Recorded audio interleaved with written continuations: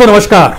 दोस्तों, भारत की अर्थव्यवस्था कई मौकों पर डगमगाई है, लेकिन हर डगमगाने वाले दौर को अगर आप याद कीजिएगा तो उस वक्त भारत की जनता में एक उम्मीद रही है कि भारत की अर्थव्यवस्था पटरी पर आ जाएगी। उस दौर में इंडस्ट्रियलिस्टों को देखिए, कॉरपोरेट्स को देखिए, छोटे बड़े व्यापारियों को देखिए, जो बेरोजगार युवा तबका था उससे भी पूछिए। उसके जहन में एक उम्मीद रही कि कहीं ना कहीं इकोनॉमी को पटरी पर लाने के लिए एक विजन इस देश की राजनीतिक सत्ता काम करेगी, और यह कई मौकों पर नजर आया है। चाहे आप 75 के बाद 77 में चले जाइए, चाहे 91 में चले जाइए, चाहे 2007 और 8 में चले जाइए, हर वक्त नजर आया है। लेकिन मौजूदा वक्त में अर्थव्यवस्था इस हद तक डगमगाई है और उसके भीतर उम्मीद की कोई पतली लकीर आपको नजर नहीं आएगी। उम्मीद की यह पतली लकीर ना तो व्यापारियों में है, ना इंडस्ट्रियलिस्टों में है, ना कॉरपोरेट्स में है, ना रोजगार छीनते हुए देखते हुए इस देश के युवाओं में है, और ना कंज्यूमर के तौर पर बाजार में सामान खरीदने कल तक जाने वाले लोगों के भीतर है। यह कौन सी परिस्थिति है जिसमें इस देश की बैंकिंग सर्विस एनपीए तले दब चुकी है? इस देश के पीएसयूज को बेचने की स्थिति में, डिसइन्वेस्टमेंट करने की स्थिति में कौड़ियों के मोल में सरकार है, लेकिन कोई खरीदने नहीं आ रहा है, क्योंकि या तो उसके पास पैसा नहीं है या फिर वो सोच रहा है खरीद के करेंगे क्या, क्योंकि इस देश का बाजार तो खाली हो चला है, कोई खरीदार है नहीं। कॉरपोरेट और सर्विस सेक्टर से जुड़े हुए इंस्टीट्यूशंस अब दुनिया में दूसरे जगहों पर जा रहे हैं। भारत के भीतर वो पूंजी लगाने को तैयार नहीं है, क्योंकि यहां एक बड़ा वैक्यूम खड़ा हो गया है, और जिनके पास रोजगार नहीं था उनके सामने संकट है कि उनसे ज्यादा बड़ी तादाद में जो काम कल तक कर रहे थे, अगर उनकी नौकरी जा रही है तो आने वाले वक्त में उनके साथ क्या होगा। यहां कोई अनऑर्गेनाइज सेक्टर का हम जिक्र नहीं कर रहे हैं, जो पूरी तरह इस देश में तहस नहस किया जा चुका है। तकरीबन 45 करोड़ लोग अनऑर्गेनाइज सेक्टर से जुड़े हुए हैं। हम तो जिक्र कर रहे हैं उस ऑर्गेनाइज सेक्टर का जिसमें सोशल सिक्योरिटी मिली होती है। वहां पर भी हर तीसरा शख्स इस संदेह के साथ जीवन जी रहा है कि आज नहीं कल उसकी नौकरी चली जाएगी। कहीं 25% पैसा कटा है, कहीं 50% कटा है, कहीं नौकरी जा रही है, कहीं 3-3 महीने नौकरी नहीं, और यह कमोवेश हर सेक्टर में है। उसमें मीडिया का सेक्टर भी ले आइए। इस देश के भीतर में कमोवेश समूचे सेक्टर अगर ढहढा रहे हैं तो फिर वो स्ट्रक्चर कैसे खड़ा होगा जिसके जरिए इकोनॉमी को संभाला जाता है या इकोनॉमी संभलते हुए चलती है। तो वो पहिया ही जब रुक गया है तो उसको पटरी पर लाएगा कैसे कोई? और यह सवाल दरअसल इस बात को लेकर इंगित करता है, क्या मौजूदा वक्त में सत्ता के पास कोई विजन नहीं है? आने वाले वक्त में इकोनॉमी को पटरी पर कैसे ले जाए, इसको लेकर कोई समझ नहीं है। इस बात का हम जिक्र इसलिए कर रहे हैं क्योंकि डीजल की कीमत पेट्रोल से ज्यादा होगी, आपने कभी नहीं सुना होगा। आपने ये नहीं जाना होगा कि जो पैसा आपका मार्केट में लगता है उसके ऊपर जो इंटरेस्ट आपको मिलना चाहिए वो इंटरेस्ट बैंक दे पाने की स्थिति में नहीं है। हर तरीके से जो आपने भविष्य के लिए जो पैसे बचाए थे, जो कि पीपीएफ के दौर में था, उसमें सबसे बड़ी तादाद में इस देश के कमाने वाले जो लगभग 10,000, 20,000, 50,000 तक कमाते हैं, उन सब ने पैसा अपना निकाल लिया है।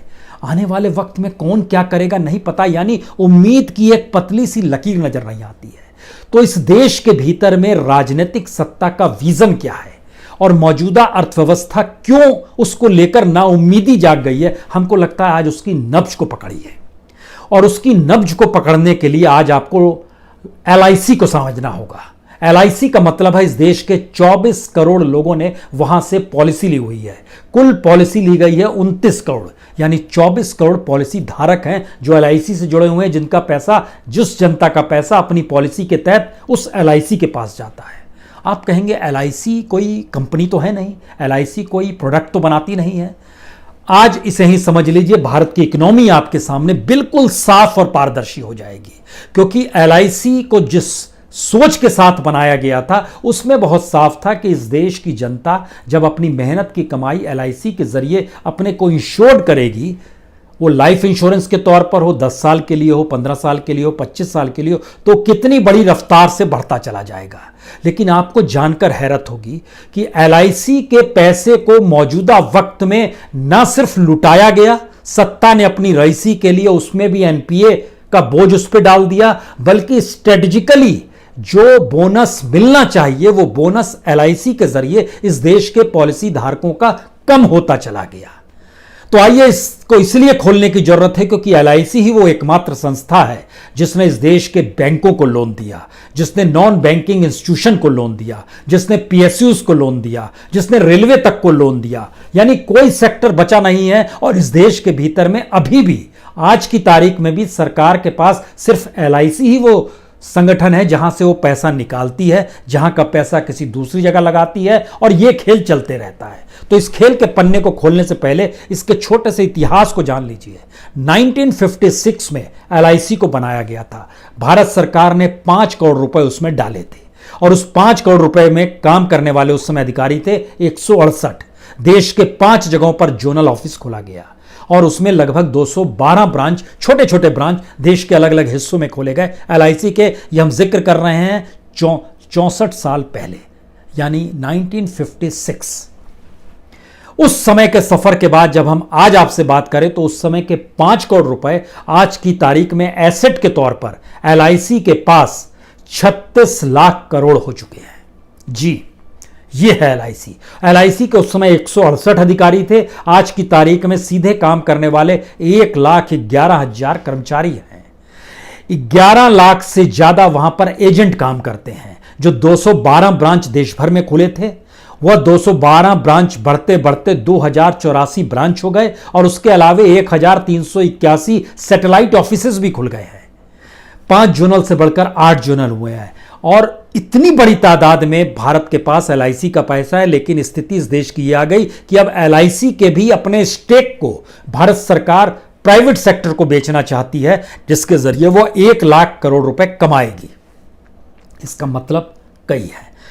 इसका मतलब है सरकार के पास पैसा नहीं है। इसका मतलब है कि जनता के पैसे पे चलने वाला इंस्टीट्यूशन, जिसमें जनता लगातार प्रीमियम देती रहती है, पैसा देती रहती है, उस पैसे पर भी सरकार की नजर है या उस पैसे को भी संभाल पाने की स्थिति में सरकार नहीं है। तो एलआईसी के इस पूरे तंत्र को आज जरा समझ लीजिए। आपके सामने भारत की इकोनॉमी का कच्चा चिट्ठा साफ हो जाएगा। इसकी शुरुआत हमको लगता है इसी बात से करनी चाहिए कि आप चूंकि वहां पर प्रीमियम का पैसा देते हैं, और यह भी आपको जानना चाहिए कि तकरीबन हर वर्ष 3 लाख करोड़ रुपया प्रीमियम के तौर पर एलआईसी के पास आता है।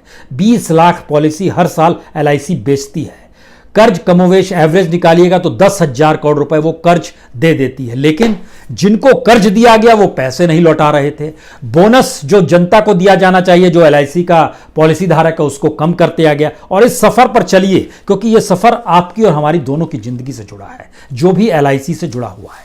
1956 से जब आप बात को शुरू करेंगे, आपको यह जानना चाहिए कि एलआईसी के दफ्तर में जब आप आज की तारीख में जब घूमने जाएंगे तो वहां पर आपको किसी भी एलआईसी के ब्रांच में आज की तारीख में बोनस रेट्स लिखे हुए नहीं मिलेंगे। पहले क्या होता था कि एलआईसी के किसी भी ब्रांच में जाइए, डिस्प्ले किया जाता था, या सड़कों पे जो पोस्टर्स लगाए जाते थे या जो होर्डिंग्स लगाए जाते थे उसमें बोनस रेट रहता था। अब आपको बोनस रेट किसी भी जगह पे दिखाई नहीं देगा। और डायरी जो एलआईसी की रहती थी उसमें बोनस रेट्स भी डालना एलआईसी ने बंद कर दिया। अब सवाल यह है कि अगर आपको सोचेंगे नहीं ऐसा नहीं होता है, तो आप जाइए मौजूदा वक्त में पिछले सिर्फ आपको 10 साल का कच्चा चिट्ठा मिलेगा। www.licindia.co.in पे जाइए। वहां पर वेबसाइट में भी आपको बीते 10 साल सारे खेल बीते 10 साल में हो गए। और ये सारे खेल के जरिए किस तरीके से जनता को ही लूट लिया गया और जनता को लूटने के साथ एलआईसी सेक्टर को किस तरीके से कंगाल भी किया जा रहा है, यह भी आज आपको बताते हैं। 1957 में जब शुरुआत हुई, 1956 में बना, और 1957 में जो पहला था उसमें आपको 1 लाख रुपए का अगर आप लाइफ इंश्योरेंस कराते थे तो 1 लाख रुपए पर आपको मिलता था 1750 रुपए 1 साल के। 1957 का हम जिक्र कर रहे हैं। और उस समय अगर आप लेते थे 10 साल के लिए एनरोलमेंट रहते थे, 10 साल 15 साल या 20 साल के लिए एलआईसी कराते थे तो 1400 रुपए आपको मिलते थे। अब आप देखिए इस देश के भीतर में खेल क्या होता है। जो लाइफ इंश्योरेंस लिया जाता था 1957 में 1750 रुपए, 10 साल बाद 67 में बढ़ता है, कमोवेश हर साल 100 रुपए बढ़ते ही जाता था, 2000 रुपए हो जाता है। 1977 में 2500 रुपए हो जाता है, 2500 रुपीज। 1 लाख पर आपने लाइफ इंश्योरेंस लिया हुआ है पूरी। 1987 में ये 7250 पर आ गया। 97 में ये 8800 पे आ गया। सन 2000 में ये 9500 आया और 2002 में 10,000 तक पहुंच गया था, जो एक हाईएस्ट लाइन थी। लेकिन उस 10,000 के बाद 2002 के बाद चीजें उलटनी शुरू हुई। जो जनता को बोनस मिल रहा था वो घटते चला गया और घटते घटते घटते घटते आज की तारीख में जब 2020 में हम आपसे बात करें 7,000 पे है। 7,000 मिला करता था 1986 में और 2020 में भी मिलता है 1 लाख पे 7,000 और उस समय लगातार चीजें बढ़ रही थी। 1750 रुपए से जो शुरू हुआ था वो एक सिलसिलेवार तरीके से बढ़ता चला जाता है। 2002 से ठीक पहले जिसके पहले क्या हुआ कि सरकार एक IRDA ले आई। IRDR क्या होता है? Insurance regulatory and development authority of India, यानी भारतीय बीमा विनियामक और विकास प्राधिकरण। इसके जरिए उसने इंश्योरेंस को अपने लिहाज से डेवलप करना शुरू किया। इसको जब डेवलप करने के प्रोसेस में आए तो इसमें कुछ प्राइवेट लोग आ गए जो प्राइवेट से आना चाहते थे। उनसे 200 करोड़ रुपए लिए गए, आपको लाइसेंस देते हैं। तो इसमें ठीक वैसे वैसे लोग भी आ गए जिनको इंश्योरेंस के फील्ड में जिन्होंने कभी काम नहीं किया था। और तो और भारत के बैंक भी घुस गए इसमें। वह बैंक जो अपने तौर पर NPA में डूबे हुए थे, वह बैंक जिनके पास सिर्फ जनता का ही पैसा था और इधर इंश्योरेंस में भी जनता का ही पैसा आना था। इन सारे पैसे उसको मिला के कभी इधर से इधर पैसा ले आए, कभी इधर से इधर ले आए। उन सारी फहरिस्तों को हम बताएं, लेकिन उससे पहले आप अपने इंश्योरेंस पॉलिसी को जरा समझने की और कोशिश कीजिए। हमने इसमें एक उदाहरण के लिए लिया, एक जबलपुर में रहते हैं संजीव कुमार अवस्थी। उन्होंने अपना 25 साल का लाइफ इंश्योरेंस कराया। लाइफ इंश्योरेंस में 1990 में कराया, जो कि 2014-15 में पूरा हो गया।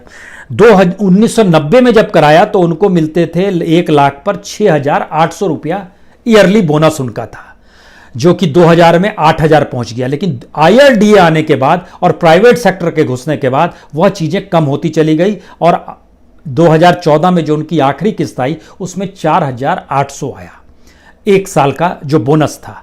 अगर 1990 में कराए हुए बोनस को अगर उनके हिसाब से एनालिसिस कीजिए, जो रफ्तार थी उस लिहाज से वह 1 लाख रुपए 25 साल के बाद 1 लाख रुपए लौटते, प्लस उस पर मिलने वाला बोनस तकरीबन 3.25 लाख करोड़ का होना चाहिए था। 3,75,000 यह होना चाहिए था। लेकिन अगर आप बोनस कम करते चले गए और बता नहीं रहे हैं कि ऐसा क्यों हुआ है, तो स्थिति यह आ गई कि उनके हाथ में आएंगे 1,87,000 बोनस के और 1 लाख वही जो उन्होंने अपने तौर पर दिए। तो 1 लाख और 1 लाख यानी 1,87,000 ही मिले 25 साल में। 25 साल में भी आपके हाथ में 1 लाख देने पर 1,87,000 रुपए ही आते हैं। अगर यह स्थिति है तो इसका मतलब पहला तो यह हुआ कि LIC ने जनता के साथ फ्रॉड करना शुरू किया या उसकी पॉलिसी फ्रॉड वाली हो गई। दूसरी स्थिति आई कि जनता के लिए जो LIC क्रिएट की गई थी जिस सोच के साथ, वह सोच बदल गई, क्योंकि इन सब के बीच जो पहला नारा था LIC का उसमें था ग्राहकों के विश्वास की सुरक्षा। इस नारे में थोड़ा सा तब्दील किया गया था बीच में, विश्वास का दूसरा नाम LIC, लेकिन मौजूदा वक्त में इसका नारा हो गया है आपका विश्वास हमारी संपदा। अब ये समझ गए कि नारा भी बदल दिया गया, लेकिन बात यही नहीं रुकती है। एक तो धोखा हो गया कि आपने किस तरीके से यहां पर LIC इसकी चीजों को खत्म करना शुरू किया। जब 2013 का वक्त था, जब मनमोहन सरकार थी और मनमोहन सरकार जब जा रही थी, उसने एक झटके में 31 दिसंबर 2013 को जो पुरानी चली आ रही थी, जो इस देश के पॉलिसी धारकों के लिए लाभदायक की योजना थी, उन सबको लगभग 49 पॉलिसीज को खत्म कर दिया गया और नई पॉलिसी नए डिजाइन में आ गई। वही चीजें अभी भी रेंग रही है। मैंने मोदी गवर्नमेंट इस मामले में बड़ी बेहतरीन रही है कि उसने कभी कुछ सोचा नहीं है। जो पुराना चला आ रहा है उसमें से जितना पैसा निकल सकता है निकाल लो, जो पुरानी चीजें चली आ रही है जिस ढर्रे पर चल रही है चलने दो। कोई रिफॉर्म, कहीं कोई सोच नहीं, लेकिन इकोनॉमी जब डगमगाई तो उसको खड़ा कैसे करना है यह भी पता नहीं है। उस समय P चिदम्बरम हुआ करते थे फाइनेंस मिनिस्टर और उन्होंने 31/12/2013 की रात को ऐलान किया कि पुरानी पॉलिसीज बंद कर दी गई है। उसमें 49 पॉलिसीज थी, आपके जहन में अगर याद आ रहा हो। शुरुआत में पॉलिसी थी whole life policy, limited payment life policy, limited payment life policy, single premium भी चलता था, इंडाउनमेंट एश्योरेंस पॉलिसी थी, चिल्ड्रन डेफर्ड पॉलिसी थी, 2 ईयर टेम्पोररी इंश्योरेंस था, चिल्ड्रन डेफर्ड इंश्योरेंस था। ये सारी चीज 1956-57 में थी, लेकिन बाद में मनी बैक पॉलिसी आई, फिर न्यू जन रक्षा प्लान आया, जीवन छाया, जीवन आधार, जीवन विकास, जीवन सरल, जीवन आरोग्य, जीवन अंकुल, सारी चीजें खत्म कर दी गई। इसके साथ ही 2013 में 49 और नया स्टाइल में उसको लाया गया। लेकिन बात इतनी नहीं है, यहां से इकोनॉमी आपको समझ में अभी तक आ रही है कि ये जनता के साथ धोखा हो रहा था। सही समझ रहे हैं आप। जो पॉलिसी धारक हैं उनकी स्थिति ये आ गई है कि उनका पैसा लेकर जब आप एलआईसी जिनको लोन देता है उनसे वो 9.5% लेता था और यहां जब निकालिएगा तो आपके हिस्से में 2 से 3% आ रहा है बोनस। यह स्थिति घूम के आ रही है। लेकिन इसका अगला सवाल यह था कि सरकार ने एलआईसी में चूंकि जनता बड़ी तादाद में जुड़ी हुई है, 24 करोड़ लोग जुड़े हुए हैं, तो उसने अलग अलग जगहों पर पैसा लगाना शुरू किया। एलआईसी का पैसा लगा और आपको जानकर यह हैरत होगी कि भारत में जितना पैसा 1956 से लेकर 2013 तक लगा, 2014 से 2019 के बीच उतना ही पैसा लगा दिया गया। आप कहेंगे यह कैसे हो गया? यानी भारत में जो पैसा अलग अलग जगहों पर एलआईसी का पैसा अलग अलग सरकारों ने लगाया, वह उसकी तादाद 13,48,000 करोड़ थी 1956 से 2003 तक, और 2004 से 2019 तक 13,13,000 करोड़ है। कल्पना के परे है। और जिन जगहों पर इसको पैसा लगाया गया, इसमें यहां तक कि जो प्रधानमंत्री की जीवन ज्योति योजना है वह भी, उसके लिए भी एलआईसी ने ही काम किया और एलआईसी ने तकरीबन उसमें 27,36,762 करोड़ रुपए का फंड इन्वेस्ट किया। प्रधानमंत्री की योजना में भी किया। पैसा जनता का है और उससे फायदा हुआ तकरीबन 2,65,000 लोगों को लगभग फायदा हुआ। जो लोग जुड़े हुए थे उससे उनको फायदा हुआ, लेकिन पैसा जनता का ही है। वही पैसा रोटेट करके सरकार की योजना या प्रधानमंत्री की योजना, वहां से पैसा बट रहा है। और इसमें इतनी बड़ी तादाद में अगर पैसा आ रहा है, बोनस आप कम दे रहे थे और सारी चीजें चलती चली जा रही थी, तब आइए इस बात को लेकर कि 2014 से 2019 जिस दौर में इस देश की इकोनॉमी डामाडोल हुई है, कितना पैसा कहां पर किस रूप में लगाया गया। और जी जो 13 लाख करोड़ का जो आंकड़ा हम आपको बता रहे हैं, आपको जानकर हैरत होगी कि कमोवेश हर इंडस्ट्री को बचाने के लिए जो पैसा लगाया गया उसकी रफ्तार क्या है। मसलन एनटीपीसी में पैसा लगाया गया अगस्त 2017 में 4,275 करोड़ रुपए, लेकिन इन्वेस्टमेंट किया, लेकिन उसका वैल्यूशन जब आप देखिएगा तो वैल्यूशन आज की तारीख में वो 3,000 करोड़ के लगभग आएगा। यानी 1,280 करोड़ के लगभग वहां पर नुकसान हो गया। 30% का नुकसान हो गया। पैसा किसका? एलआईसी का।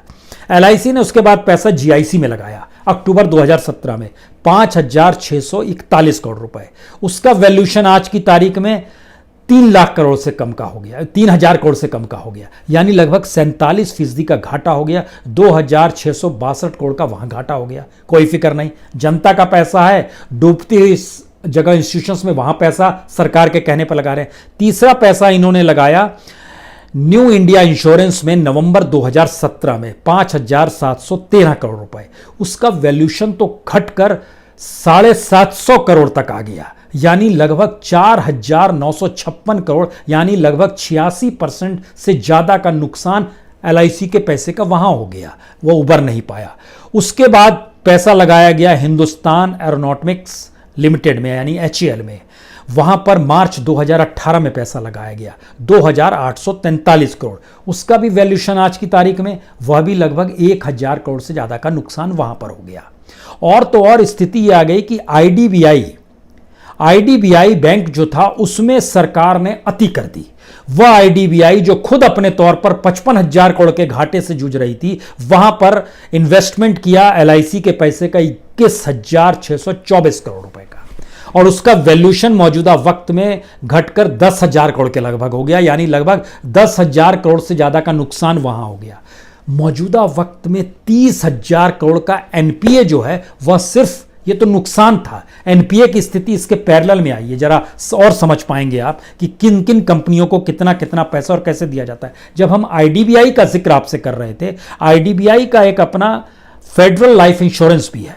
उस फेडरल लाइफ इंश्योरेंस के मातहत उसमें जो उसका अपना स्टेक था आईडीबीआई का, अब वो उसको भी सेल कर रही है। एलआईसी में 51% हो चुका है एलआईसी का आईडीबीआई में, और आईडीबीआई का जो फेडरल लाइफ इंश्योरेंस है, अब उसने डिसीजन लिया है कि वो 23% जो है एगेस इंस्टीट्यूट है जो कि बेल्जियम की है उसको देगी, और फेडरल बैंक 4% लेगा।